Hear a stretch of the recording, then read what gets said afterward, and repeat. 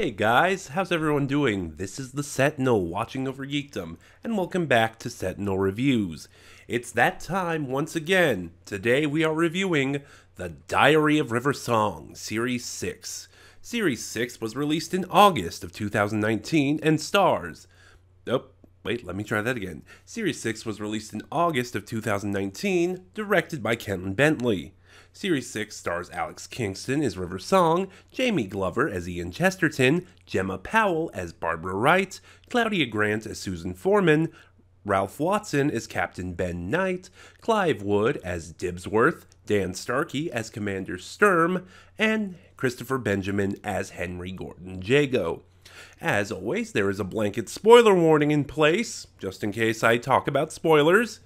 I'm doing these unscripted, so you never know. And, as always, I will be breaking up, talking about the 4 stories individually, and ending with a wrap-up discussing the set as a whole. Finally, before I begin, I would just like to apologize in advance. I have a bit of a head cold at the moment. I'm a little stuffy, so if I sound off, if my voice sounds different, like it does to me, then that's why. And Series 6 opens with An Unearthly Woman by Matt Fitton. This story sees River tracking down a bounty hunter who has been sent to kill the Doctor, in a nod to a current 8th Doctor storyline, and that's all I'm going to say. River tracks down this bounty hunter in Totter's Lane, 1960s London. By night, she is investigating as WPC Pond, and by day, she is investigating as Dr. River Song, the newest teacher at Coal Hill School. So, this story takes place prior to the events of An Unearthly Child, the first adventure ever. And this one it's good. I don't know where to go from there, though. There's a lot to break down here. First, one of my biggest issues with this story is that Barbara gets pushed to the sidelines for most of it, which is a bit of a shame. Of that original TARDIS team, the first Doctor, Ian, Barbara, and Susan, Barbara Wright is my favorite.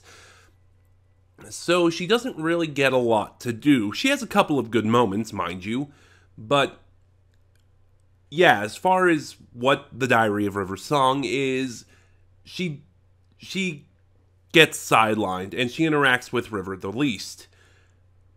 River gets a lot of good scenes with Ian, though, where she pretty shamelessly flirts with him, and it's kind of amazing. Because he's just so, especially Ian's reaction, because he is just so flabbergasted by it. But really the highlights of this story are the scenes between River and Susan, because she is the Doctor's wife, River is Susan's grandmother. And when these two characters are together, you feel that connection, you feel that bond. And also, Claudia Grant is great in this. In the past, especially in my Big Finish video that I did for the 20th anniversary, listing my favorite stories for each Doctor, I talked about how Claudia Grant as Susan was the weakest in the first Doctor Adventures for me. It's just that sort of breathy way she voiced the role. It was always very grating on me, and I just couldn't get over how annoying it was, especially because more often than not, Susan played the damsel in distress.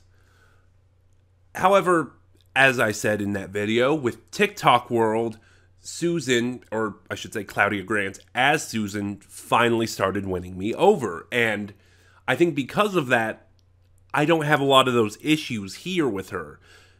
Although also I do think it's because Claudia Grant did really tone it down a lot, My other big issue with this story is its execution.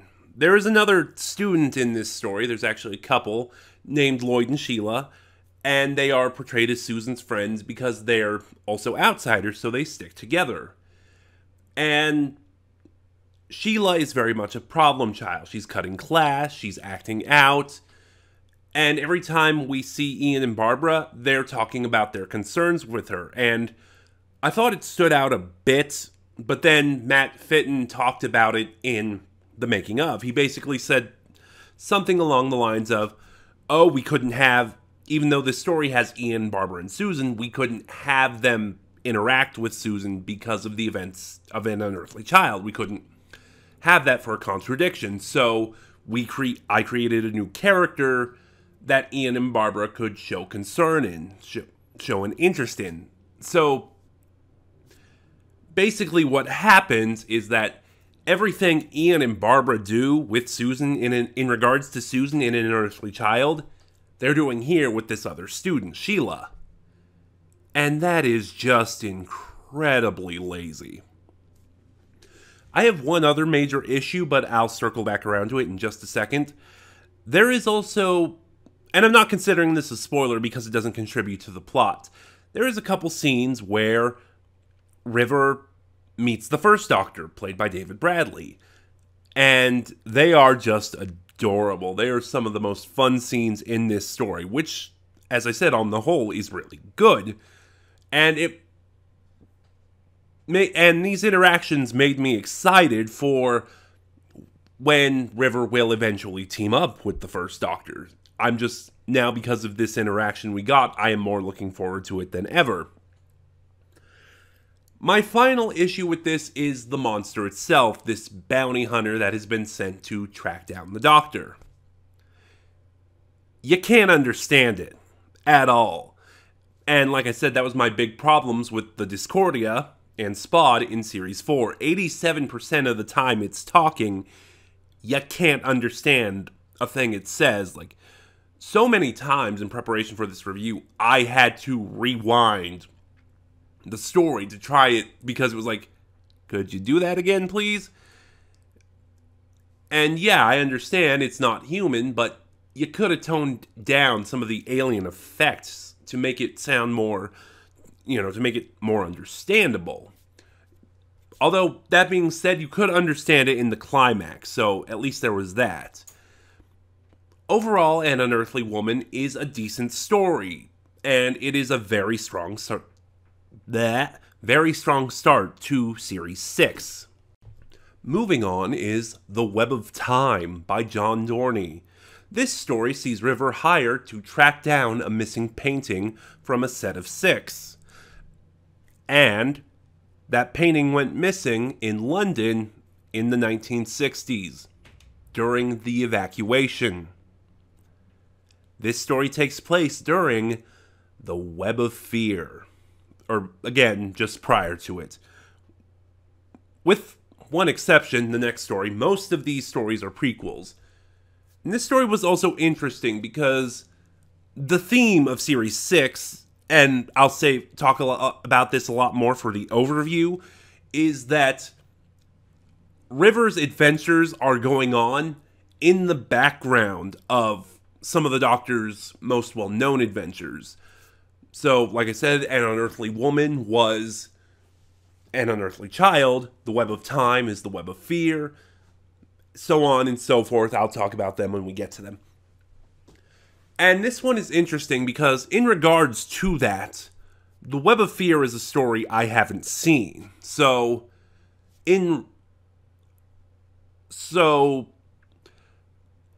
this story I'm really more judging on its own merits than in its relation to The Web of Fear. Although I did do that with An Unearthly Woman. I didn't judge it in relation to well, I kind of did. Never mind. But this is definitely one of the most fun stories. I love all these sort of little nods to it, like the story opens with River in this museum where she's hired to retrieve the aforementioned painting, and they make a joke about the famous Disney myth.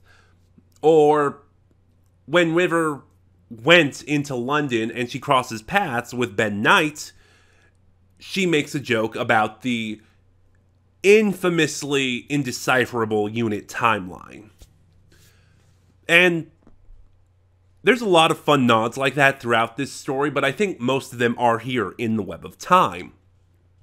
Which also, John Dorney pointed this out in the making of. There's another funny little nod here, because River is sent down to find a missing painting from a set of 6.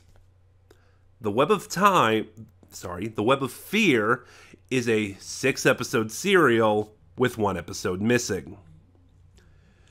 And I'm not really sure what else I want to talk about. I mean, it's a John Dorney script.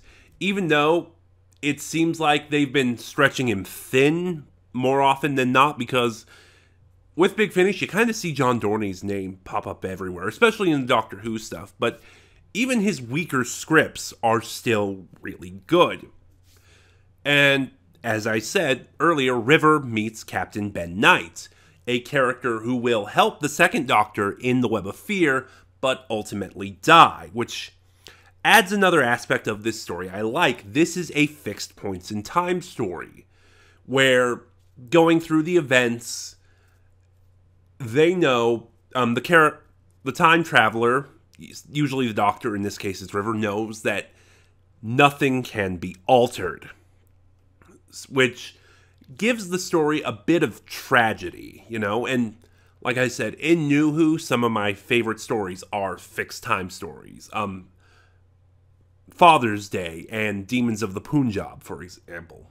And Rosa is also really good, but getting back to the subject here. Ben Knight, that's what the subject was. While their interaction was good, I feel like this was, a little too similar to My Dinner with Andrew from Series 3, where Ben was playing a role very similar to the Mater D, as sort of trying to advise River on what may be morally the right thing to do. Which also gives me an interesting theory about Series 5 and 6, that they don't take place chronologically, where one story may happen and then the next story takes place after it with a bit of a time skip. No, I think Series 5 and Series 6 take place all over River's timeline, and I'll bring that up again in the next story in relation to this, because, for example, here, River is much more, I'm just going to say bloodthirsty, for want of a better term. You know, she's more willing to kill one of the characters who gets in her way, especially because River, knowing the events of the Web of Fear, knows this character doesn't make it. The Yeti and the Intelligence are also there. They're just kind of there, more as a background threat, and if there is anything, I do wish they'd done a little bit more with that. But overall, the Web of Time is very swashbuckling, and again, just really, really fun. And honestly, for me personally, that's what I like more. More than a story being good, I like a story being fun. Peep Show by Guy Adams. This story sees River tracking down an everlasting battery. They were commonly used in miniscopes, a type of alien peep show device. Luckily, River knows a miniscope that's about to go out of commission. So, unlike the 3 other stories, which are all sort of prequels to the Doctor's adventures, this one is happening concurrently with the Carnival of Monsters. Like the Web of Fear, I have not seen the Carnival of Monsters, but I'm hoping to rectify that very soon. Wasn't Carnival of Monsters Season 10? Which, when the Pertwee Blu-ray, if that's the case, when the Pertwee Blu-ray comes out, I will remedy that. For those of my viewers who are in the UK or international, here in the US, the Season 10 Jon Pertwee Blu-ray is not coming out until October. So yeah, but anyway, this story was interesting as well, because this story is more outright comedic. Like, the previous stories in all the Diary of River Songsteds have had comedic elements here and there, but none of them have ever been outright comedies, which it seems is what this story is trying to be. And it works. I really like it for that. And I hope we get more comedy stories in the future with this series. Especially because one of my hopes for this series is to see a team up with River Song and Iris Wildthyme. This story, kind of like with Captain Knight in The Web of Time, this story gives River a companion, a security guard named Dibsworth, who believes he is still in the office where he works, only to be in for a rude awakening. And I like when stories give River a companion. Because this series has come a long way since The Boundless Sea, where it was just River is playing the Doctor, and every time River gets a companion, she is much more her own character, and yeah, and her and Dibsworth work great off each other, and there's a lot of comedy between them. Like, River is explaining what a miniscope is, and you know, and Dibsworth has a panic attack in his shock. And then River says, I know how this is going to go out of commission. And Dibsworth asks how, and River's answer is, if I mention time travel, are you going to have another screaming fit? Yeah, then I won't mention it. There's a lot of great moments like that in this story. We also get Sontarans and Ogrons, which, that is an interesting competition, an interesting face-off. Personally, for me, I've always said if I was to pit the Sontarans against another species for a Doctor Who story, I would have gone with the Judoon, but that's just me. But yeah, and once again, I like the Big Finish Sontarans. Big Finish are why the Sontarans are not my least favorite Doctor Who monster. And I like Dan Starkey's performance here because every time Dan Starkey plays a Sontaran, he makes them different from Strax, the Sontaran he's most well known for one thing, and he makes them different from everyone else while still being Sontarans. And it just shows that even though he gets a lot of guff for Strax, it just shows how good Dan Starkey actually is. Although in the making of, for this story, he talked about trying to voice the Sontaran differently because this is set during a classic story. He tried to play it closer to Kevin Lindsay, and I don't think that came through in his performance. But besides that, my other issue is the story itself. It doesn't really... It just comes off like a series of vignettes. It's like, oh, River is here doing this. Oh, she's now in a different environment doing this, and so on and so forth. Although one thing that surprised me is, along with writing this story, Guy Adams plays the Ogrons. And it's kind of amazing. Like, I was not expecting that, even though he did it in The Romance of Crime. But, yeah, and seeing the Sontarans and the Ogrons fight and play off each other is also hilarious. Like, there's just another scene where the Sontarans are talking about after their team up betraying the Ogrons, and they basically say, I'm worried that the Ogrons are so stupid that when we kill them, they're not gonna realize they're dead. But, of course, this is Carnival of Monsters, and we also get the Drashigs, which I was lukewarm. I was indifferent on this because the last Drashig story I heard, having not seen Carnival of Monsters, was... Let's try it this way. Planet of the Drashigs from the 4th Doctor Adventure Series 8. And that was one of the weakest stories of Series 8. So, yeah, like I said, I was indifferent on the Drashigs. And they were okay here. They were a little bit better here. But one thing I couldn't escape. The Drashigs have a really iconic roar, so I've been told.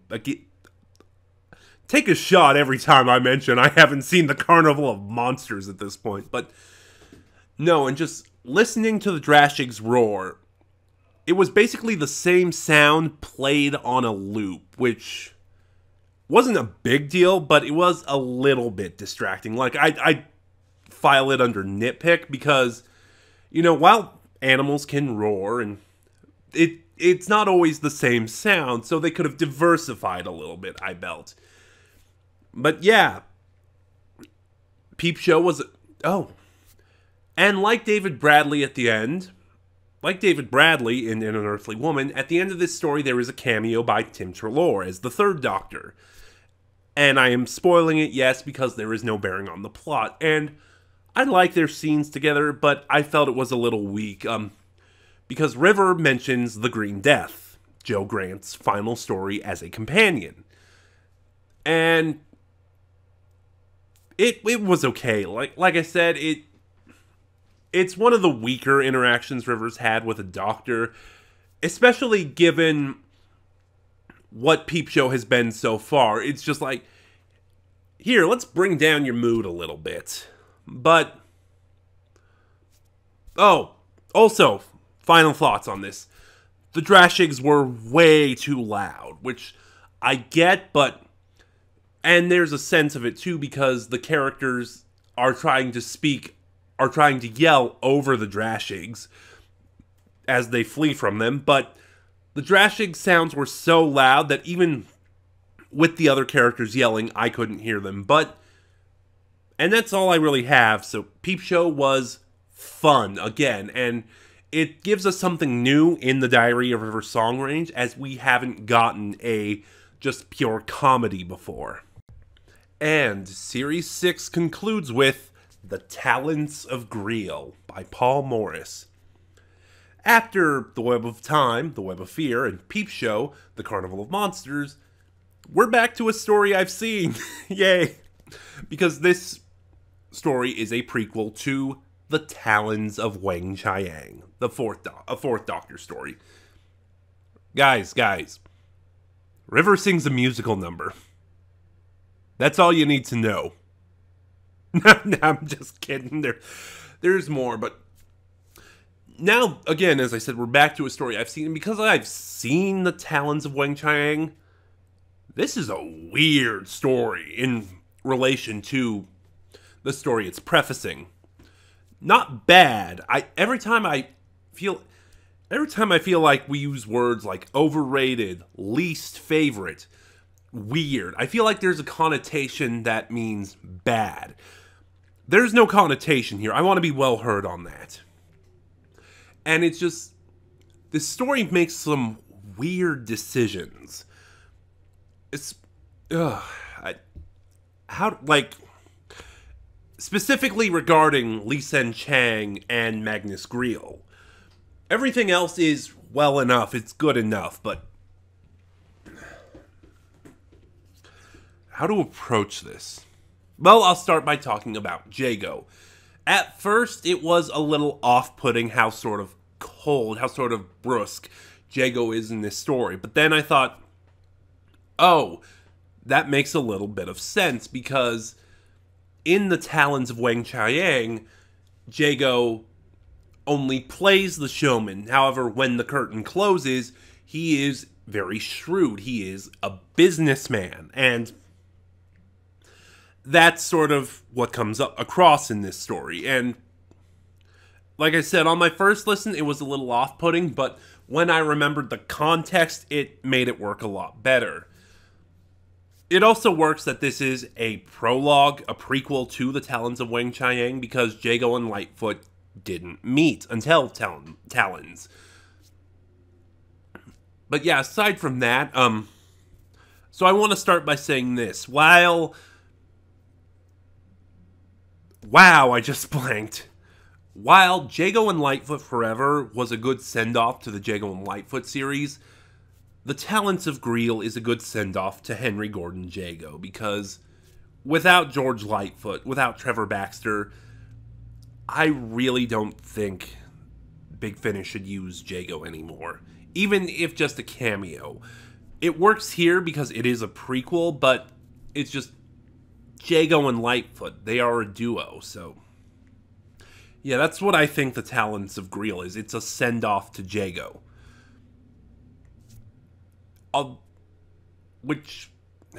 Wow, just blanked again. Anyway, but yeah, because he is much more shrewd here, like he was at the beginning of Talons, Jago is unimpressed with River.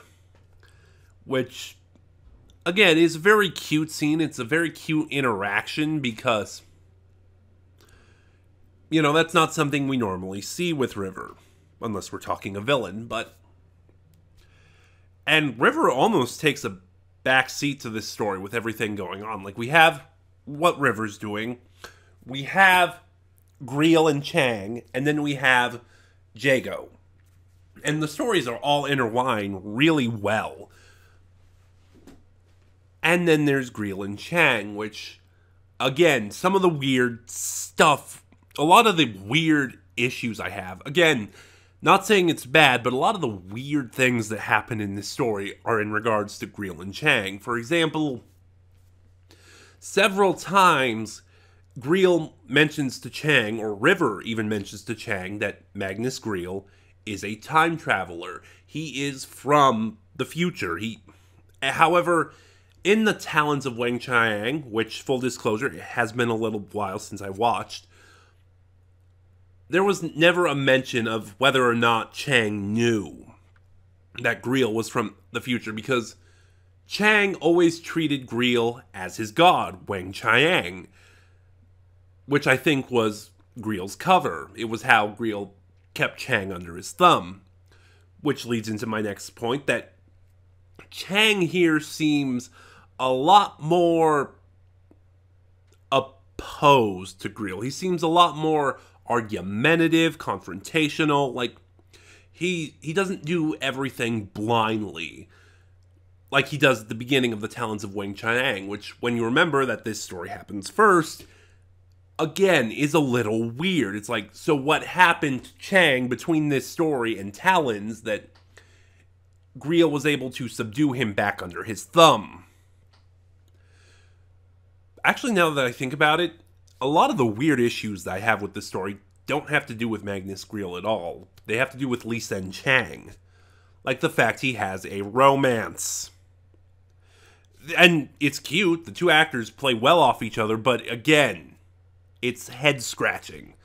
Which, honestly, a lot of that I would sum up as head-scratching, because it almost seems to contradict the Talons of Weng-Chiang in a way. Magnus Greel and Li Sen Chiang have been recast, but both of their actors are really good, especially Magnus Greel. Because Greel in this story, and I think Talons, as I think about it, was sort of written to be this sort of raving, why is everything going wrong type megalomaniacal, almost childish in a way villain. And when you add that sort of childishness to it, I don't usually like that character, because if they're throwing tantrums, it doesn't come off as threatening, it comes off as bratting. But this actor really sells it. It really sells the fury that Magnus Greel has. And I'm not sure... Why is this one so hard to talk about? As I mentioned earlier, River sings a musical number, kind of a duet with Jago, and that scene is absolutely amazing. It is the highlight of this story. But yeah, the Talents of Greel, it's good, but it's just, as you can see from me struggling to try and figure things out, it's just really head-scratching. And now the overview. The Diary of River Song Series 6 may be the most consistent release in the range thus far. Like, the stories are all really great, and they're all really on par with each other, which has made ranking them really, really hard. Like, I know what my favorite is, but the rankings after that are incredibly difficult to try and figure out. So, knowing what my favorite is, I'm gonna just say it off the top of my... I'm gonna rank them off the top of my head without thinking, like I did with Legacy of Time. Talents of Greel, Peep Show, Unearthly Woman, The Web of Time. Yeah, The Web of Time was my favorite in this set. But yeah, like I said, it is so consistent, unlike the earlier releases, which, while they had great moments, they were also really uneven in terms of quality. which shows huge improvements. And yeah, there's really nothing more to say. Join me next time when we will look at Series 7, which has had nothing revealed about it yet. And join me next week, because this kind of came out right around the time my little hiatus that I mentioned in a previous video ended. So join me next week when we will finally begin the Six and Charlie arc with the Condemned. Otherwise, what were your thoughts on the Diary of River Song Series 6? Start a conversation in the comments below. Like, comment, subscribe. Click the little bell next to notifications. Click the little bell next to subscribe to get notifications when I upload. In the description box below this video, you'll find the link to my Twitter, where you can get updates on the channel and follow me. And you'll find the link to my Ko-fi, where you can support the channel. This is the Sentinel, watching over Geekdom, and I'll see you guys next time.